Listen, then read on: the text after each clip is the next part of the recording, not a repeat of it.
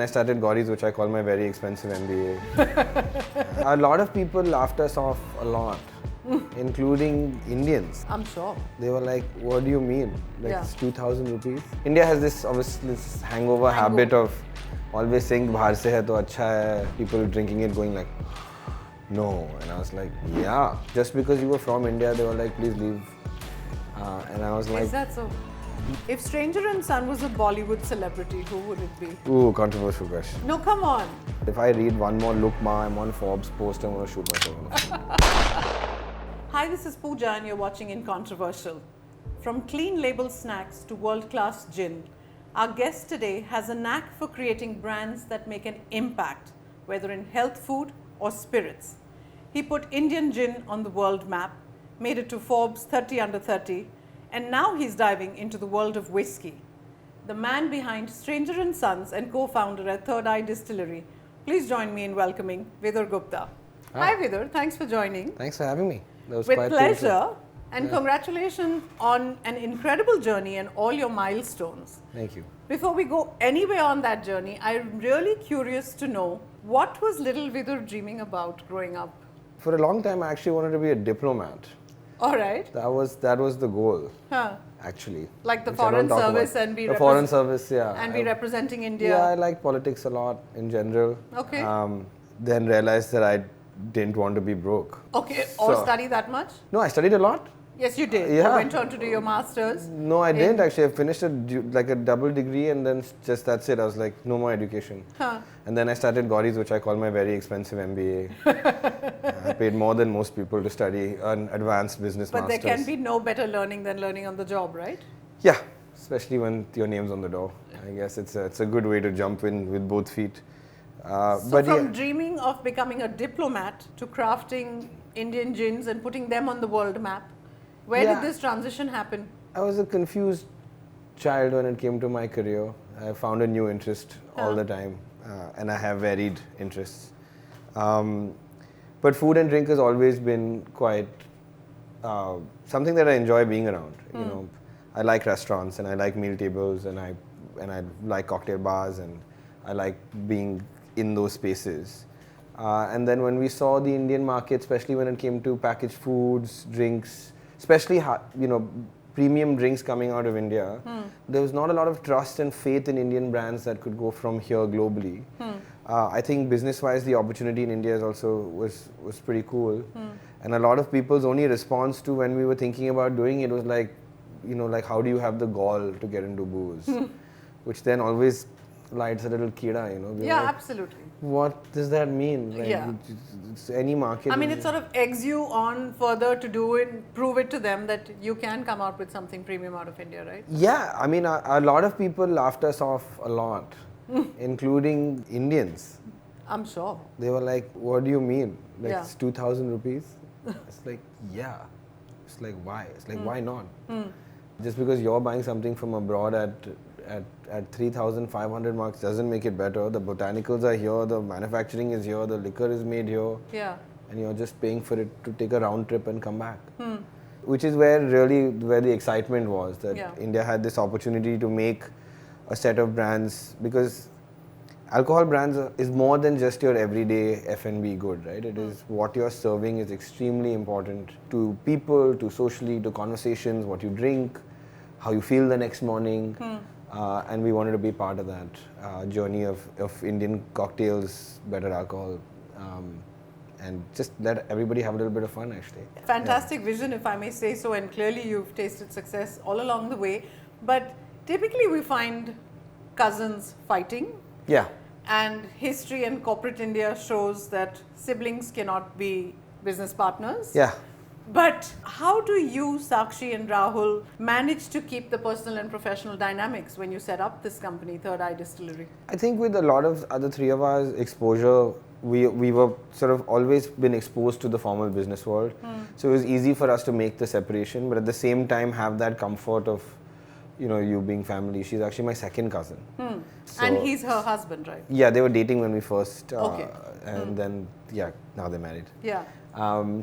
But yeah, it's a very, very formally run company. I'm sure. I mean, you wouldn't have tasted this kind of success and come this far if it wasn't a professionally run setup. So that's why it's quite easy, and the three of us are happy operating like that. So, you know, and now as the company grows, it's actually becoming a bit too formal for my liking, but it's but it's good. It's good. It's, you know, it'll be a full-fledged. Yeah, it's a bit strict. So it's good. I think that's one way to do it. I think the rules are defined. I think there's no feelings in operating rooms. Yeah. And at the same time, you know, you kind of have each other's back outside. So and that's wonderful, I would think. But, you know, we all know that the laws are very diverse when it comes to alcohol and spirits in India. Every state has its own sort of set of rules. Yeah. What were some of the biggest challenges that you faced in setting up this company in the early days? Oh, just perception. India loves making rules. I don't think there are any fewer rules than what we have to face, than what anybody running any other kind of company has to face. We are the bureaucratic capital, red tape capital of the world. Yeah. Yes, India does follow a federal system, which is no different from the US or other countries that have statewide laws for how booze, any excisable good is essentially exchanged. Yeah. So yeah, I think building that Indian perception of being okay to wanting to consume Indian, to all the way to be proud of it, to get people from other countries. We're in about 17 countries with focus on about 4 to 5 markets globally. Fantastic. And even there, our initial responses to those countries were, just because you were from India, they were like, please leave. And I was like, is that so? Yeah, you know, but I think changing that perception is what is our biggest hurdle, and till today one of our bigger hurdles. We would like at least our home population to really look at us as artisans from anywhere in the world, right? Yeah. Whatever's honing in their craft, and especially something that you're drinking and spending your free time with. Yeah. What's the harm? I mean, I think your home population well and truly sort of acknowledges the product that has come from your stable. Stranger and Sons has sort of opened the floodgates for gin in India, and everyone sort of widely acknowledges that. It sort of almost was a category creation back when it started.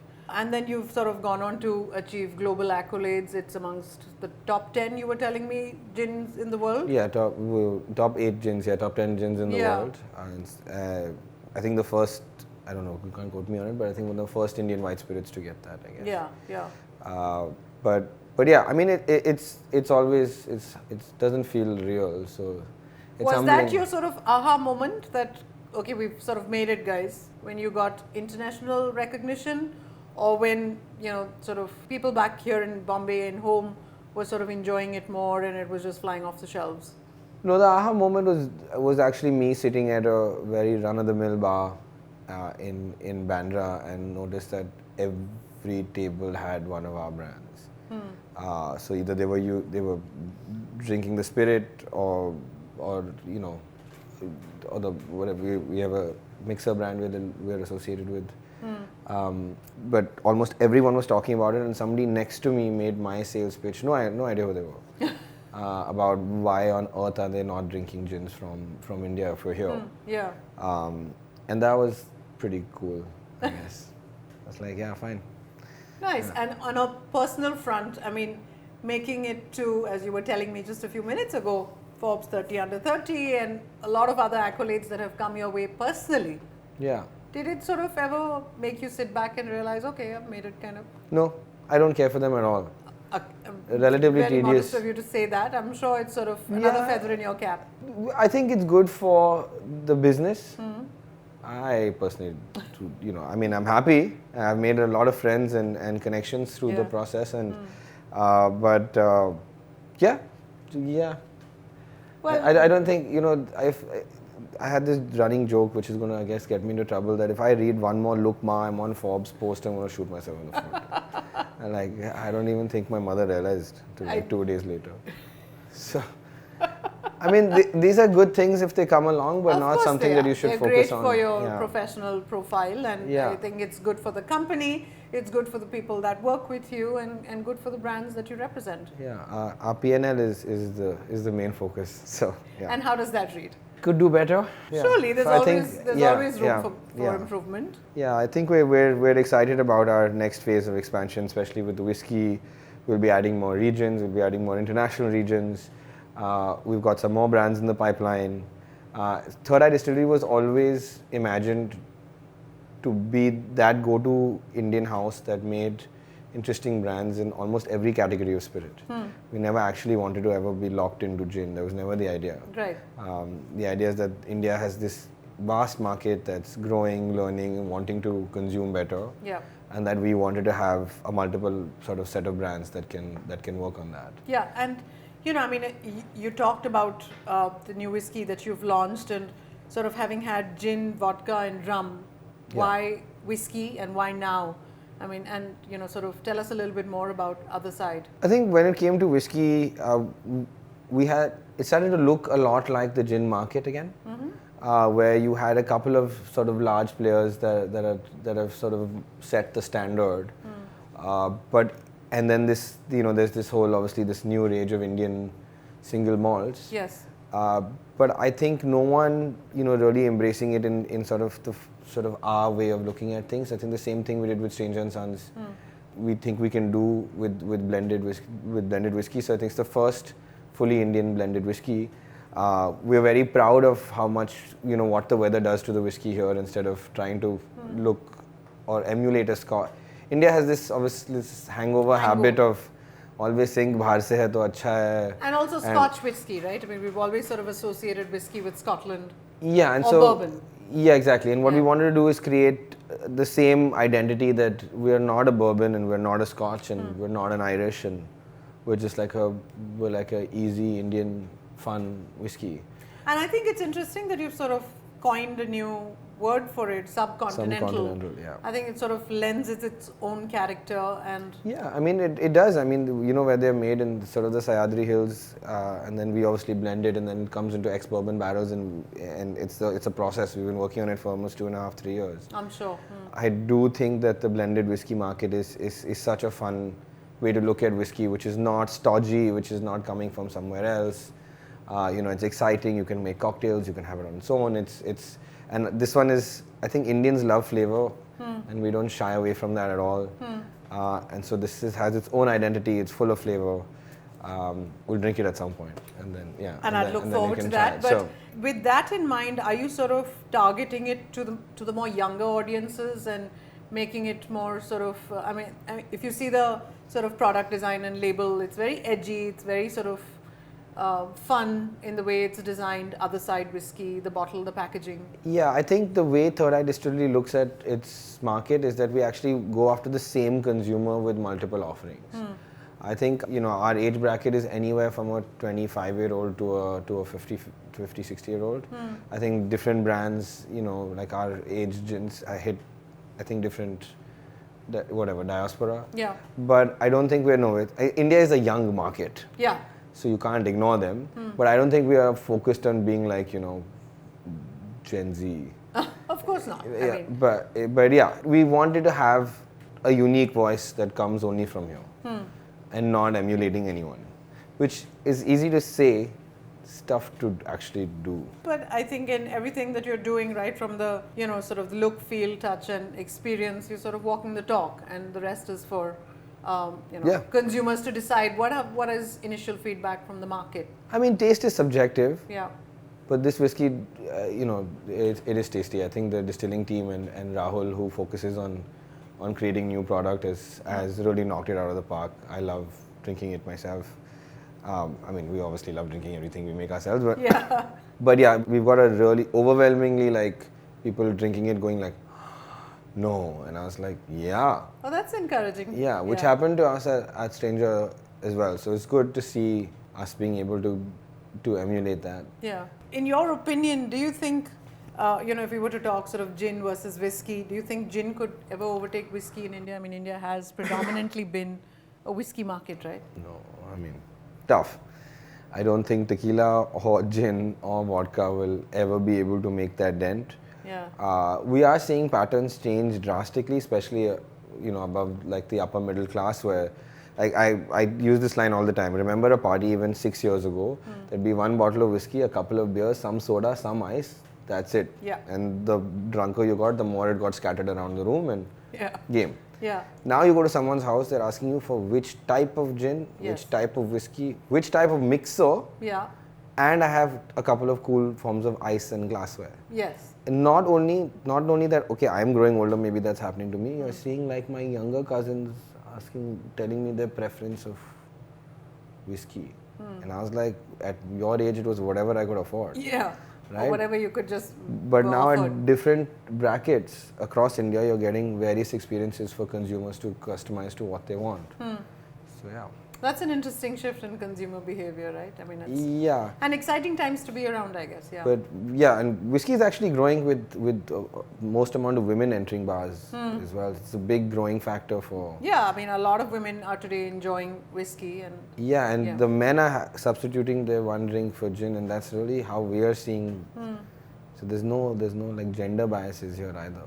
can we expect a tequila next, given that tequila is all the rage right now in the market? Tequila is all the rage for a very small portion of the market. Okay, is that so? And with the way tequilas are built, or agave spirits, because tequila can only be called tequila if it comes from a couple of specific towns in Mexico.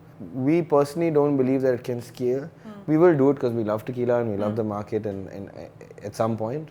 But our focus is to build out the whiskey, gin, short story portfolios, and then obviously rum, which I find the most exciting spirit in the world. So Is that so? yeah. Why do you say that? Because rum has actually the most amount of nuances to it. We're like the third largest producer of cane in the world. Yeah. And we have obviously our one very beloved rum Yes, brand. absolutely. But I do think that we can make rums, like cool rums from anywhere in the world because we've got the raw material, we've got the climate, we've got people who drink it. So can we expect a dark rum from your portfolio next? I mean, you already have short story. Yes, we will be working on a dark rum for sure. Nice, interesting. And quite excited about it. Tell me, what's that one industry secret about alcohol branding that consumers don't know? No. I do think there's a lot of lore around alcohol. You know, and how people think it's made and what's really happening. And I think it's fairly easy to simplify what a distiller is. It means it's hard. The job is hard. But yeah, I don't think there's anything like, there's no like, oof, Okay. you know, like, shit, I never knew that kind of system. No, not really. Okay. Yeah. And I was going to ask which sort of alcohol category is the most overhyped? You talked about rum being the most underrated, but is there something that you would say is the most overhyped in India? Tequila. Tequila. If Okay. you're drinking something your friend's drinking and you need to have a bottle there and you don't know anything about what you're drinking, yeah, fair. Okay, tequila, that's what it Yeah. is. I think we're going to have a bit of a rapid fire if you're up to it. I know you've had an early morning and... That's okay. Yeah? Okay, all right then. Best way to drink gin, apart from with, the regular G&T? Are you asking me like my favorite cocktail? Go for it, whatever. It's something called the last word. I love it. It's a gin cocktail. It's the most amazing thing in the The world. last word? The last word, yeah. And what is the sort of combination or the... It's got a couple of liqueurs that are only available in like France. Okay. But it's like this really fresh. It's got a maraschino cherry, something called chartreuse, gin, lime, sugar. I should know this. I think I'm missing one. Okay. Yeah, Luxardo. Okay. Yeah. All right. If Stranger and Son was a Bollywood celebrity, who would it be? Ooh, controversial question. No, come on. In some way, a Shah Rukh Khan. Is it? Because he's witty and clever and stands on his own and you come to him.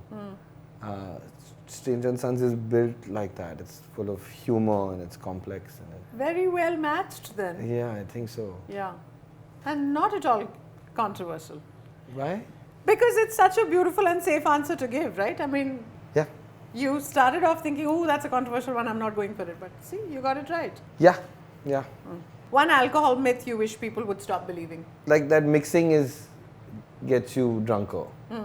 It's the quantity of alcohol, not what It's you're the quantity of alcohol. If you could make a special edition gin inspired by a city, which one would it be? Let's see, I think Lucknow. Okay, go on, elaborate. Why Lucknow? I think it'll be a really cool city to build a gin around. It's got flavor, it's got story, it's got architecture. Andaz and it's got And it's still rooted. lineage. Still like has this modern India. It's rooted in India very much, but tells stories of India that are sort of looked over, which is not Delhi, Rajasthan, Goa. I think Lucknow would be cool. For me, it would be a cool place. Or the Andaman Islands. I'll do either or.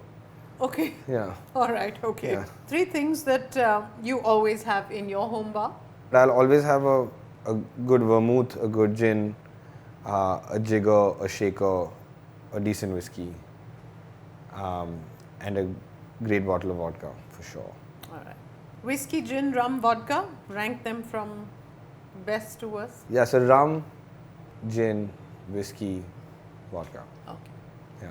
Yeah. You've been consistent, if I may say so. You've Yeah. really stuck your guns out for rum. Yeah. The most annoying cocktail request or combination that you've ever sort of heard of or been asked? An old fashioned without sugar, without ice, and without bitters. Is that even an old fashioned then? That's just a whiskey on the rocks. And the guy was serious. And I was like, yeah, okay. But I think without ice for a lot of bartenders is quite annoying. Because the ice has a lot to do with the drink. Yeah. Especially if they're a well-to-do bartender. Or well-to-do means know their stuff. Yeah.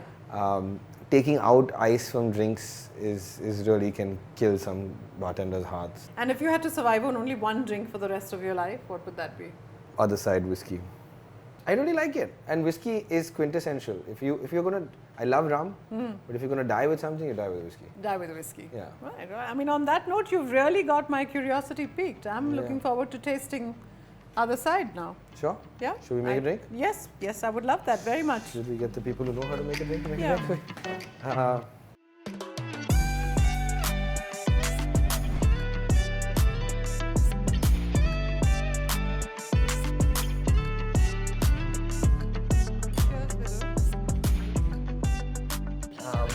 Lovely.